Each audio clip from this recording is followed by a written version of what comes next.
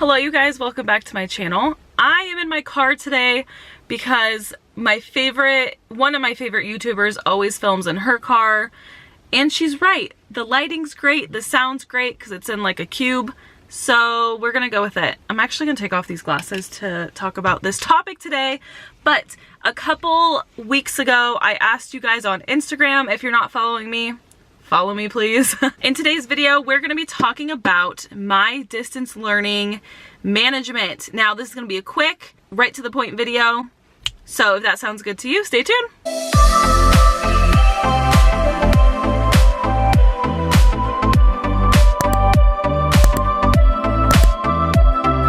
I wanted to make this video super quick, clean to the point, because I have been remote teaching for almost a year at this point, you guys. I can't believe it. I never thought I would be remote teaching for a whole year, pretty much.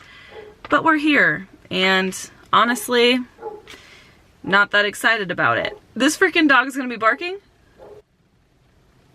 Anyways, so I asked you guys on Instagram what you wanted to see from me, and I got a lot about distance learning management and engaging the kids. So that is what I'm gonna talk about right now. Here we go.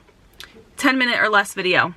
So first thing, when I plan, my advice for you if you are planning for distance learning is to keep it very structured. You want to make sure that the kids have a routine with logging in, so it's less work on you. So what I do is every morning I have a checklist that the students write down. They write it down, and after they're done writing down their checklist, they participate in a question of the day. And I put the question of the day on a shared Google slide. You can also do it on Padlet, I think it's called. It's the extension on Google. I just didn't do it, and I already taught them the routine, so we're sticking with it. So they just answer the question of the day, and that gives me enough time to get attendance going. When kids log in late, they know exactly what they do. They copy it down, go to the question of the day. And I just get a lot of kids that come in at different times. Even though you tell them log in at 8, log in at 11, they always come in later. So I just think of a way to solve that problem. We just take maybe 20 minutes to log in, write down the checklist, and go to the question of the day. Then by that time, we're ready to learn. Everyone's usually logged in at that point. I also use Google Slide, interactive Google Slides. I created all of my own ELA lessons that I did it for first semester. I'm going to do them again second semester because I think they are the core of what we should be teaching in 5th grade. Race, restate, answer, cite. That is so important for students to know. So yes, I'm teaching it again. If you're interested in the product, it's linked down below. It will literally take you a month to teach all the way through, especially if you buy a seasonal practice pages. They're perfect. They last a whole duration of the month, and it's really good practice. And if anything, I want my students to leave 5th grade with knowing how to restate, answer, cite, and explain, because they're going to need to do that for the rest of their careers. The reason why I like to use the interactive Google Slide resources that I made is because it's the same structure with everything. They log in, they write their name on the first slide, they wait for everyone else to get there until I tell them to move on. Then the second slide is always the objective. They type out their objective, and it's just very seamless and easy flowing. And I don't get too many kids needing help because we've done it so many times. So it's super, super nice. Routine is number one. It needs to be the same every single day. Distance teaching is already hard enough for the kids. With how random and crazy and unpredictable it is, the least we can do as teachers is make it predictable by setting up a structure. Once I incorporated that checklist, changed my life. And I also have students tell me what they have left to do at the end of their meeting. They turn on their video or their audio and they tell me. So again, structure and routine are key. For asynchronous time, we do the same thing every single day. Sorry, it's not fun, but I mean, I can only do so much. And what we do is iReady reading, iReady math lesson, and extra math. Those 3 things, and then we do a Flipgrid assignment every single day. every single day, so the kids know what to expect. All right, keeping students' attention now. Look at my previous video, it's gonna be linked. It's a funnier version of how I keep kids' attention. It's for haha funny, but these are really the ways I keep students engaged and paying attention in class. What I do is I communicate with parents often.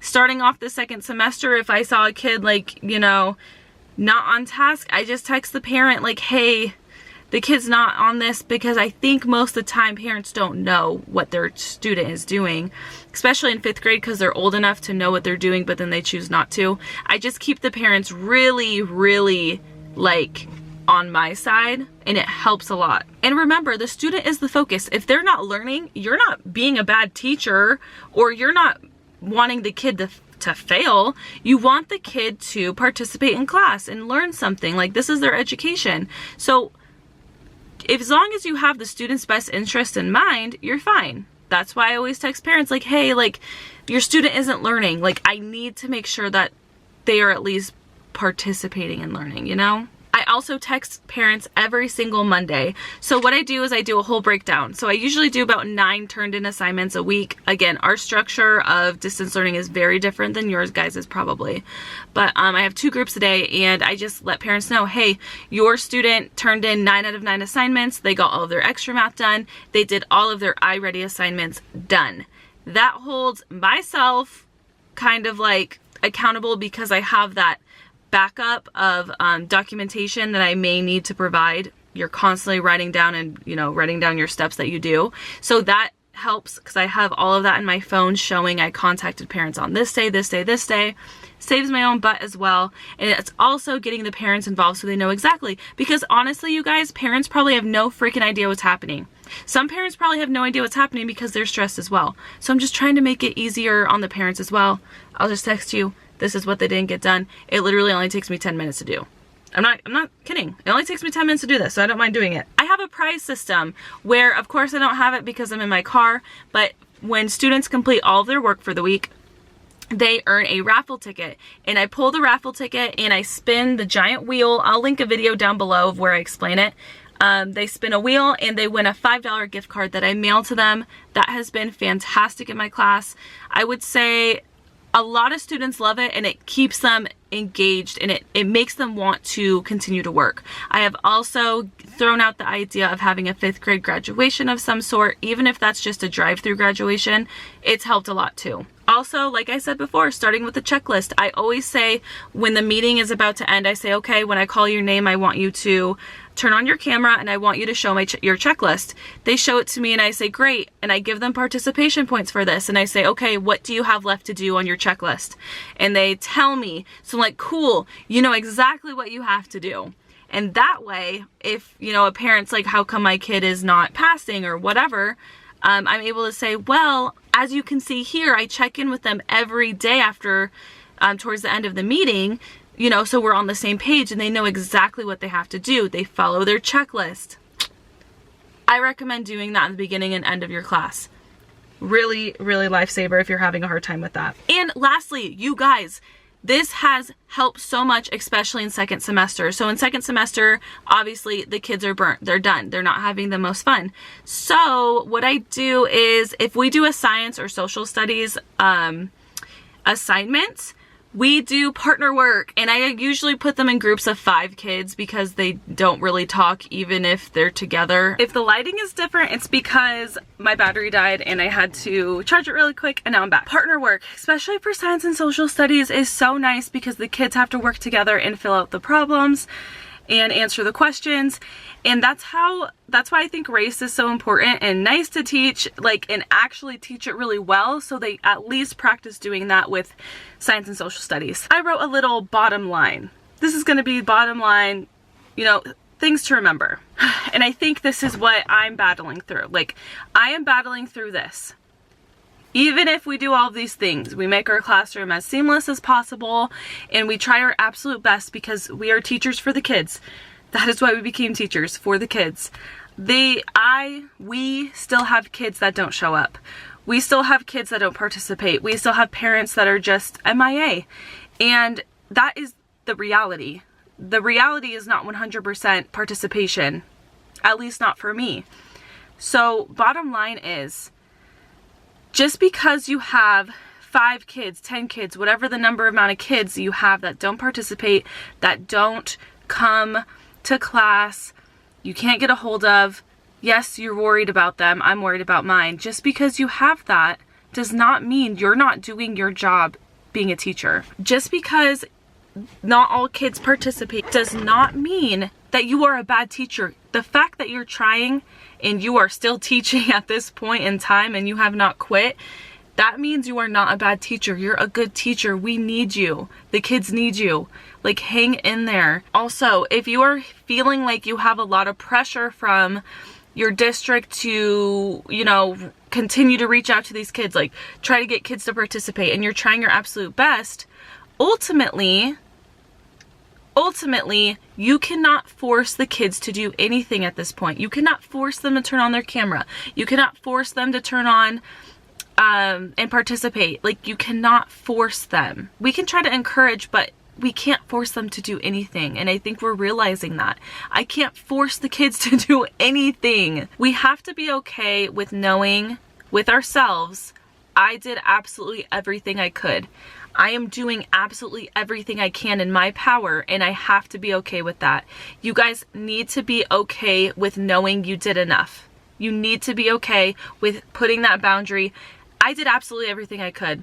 So if I hear district telling me to continue to do all of these things, like, and I know I did them, you have to be okay with yourself to know that you did all of it, and you did it for the kid, for a good reason, for your heart. Like, your heart is in it. As long as your heart is in this, you are doing fantastic. So I think really what's important right now is being there for the students who are showing up, for the students who are looking forward to seeing you.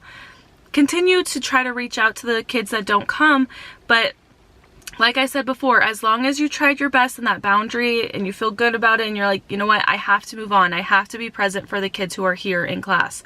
I have to be present for the kids who are showing up, doing the work, and ultimately just being the kid's friend.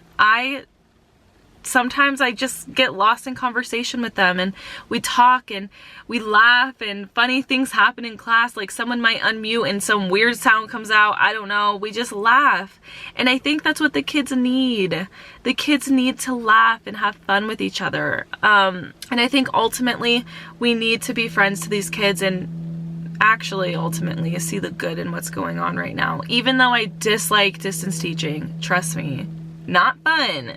But I can still find the good in distance teaching, and I can be grateful for this moment that we're in. I found that if you make a list of 10 things you're grateful for and explaining why you're grateful for them in your life will get better. There's a science behind it. Check out my podcast if you're interested. It's bomb. My podcast is bomb. Anyways, you guys, thank you so much for watching. Podcast name, High Vibe Teaching, on all streaming services. Everything I talked about is linked down below. Thank you so much for watching, and I'll catch you guys in my next video. Remember, you're doing enough. Stop beating yourself up. You are doing enough. You are doing a great job. Okay, bye.